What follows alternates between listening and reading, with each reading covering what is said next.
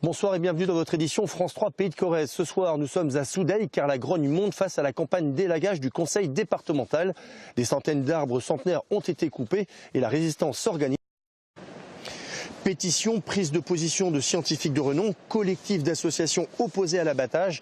Décidément, la campagne d'élagage du conseil départemental ne passe pas. Ce soir, nous allons tenter d'y voir plus clair sur cette polémique qui secoue la Corrèze. Le propriétaire de ces arbres a dû dépenser 700 € pour les faire couper.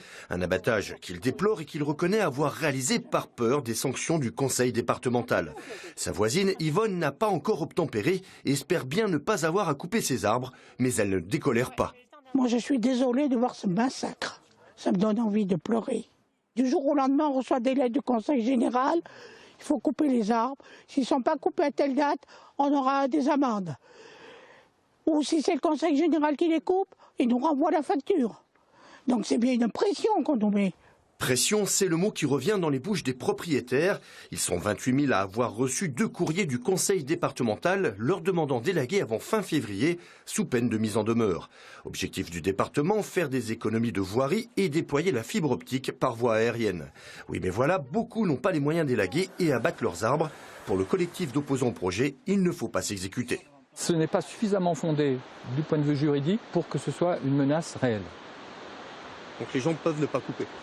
Je pense qu'ils peuvent tout à fait avoir confiance dans le message que nous portons, c'est-à-dire qu'il faut, à partir de maintenant, on range les tronçonneuses, on ne coupe plus rien, et l'effet de masse de la mobilisation remettra le conseil départemental dans les voies de la raison.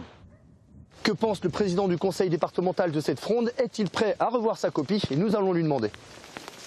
Pascal Coste minimise la contestation, il estime être dans son bon droit et œuvrer pour l'intérêt général. Pas question pour lui de revenir sur ce qui est prévu. Le sujet, c'est que si nous n'élaguons pas correctement en Corrèze, c'est 160 € d'impôts supplémentaires pendant 20 ans qu'il faut demander de plus aux Corréziens. Donc il faut pouvoir allonger la durée de vie de la route de 30%. C'est pour cela que nous faisons de l'élagage, parce que l'élagage permet d'allonger la longévité de la route. Des arguments que réfutent les membres du collectif. Au-delà de l'aspect juridique et technique, ils déplorent qu'aucun professionnel de l'arbre n'ait été consulté.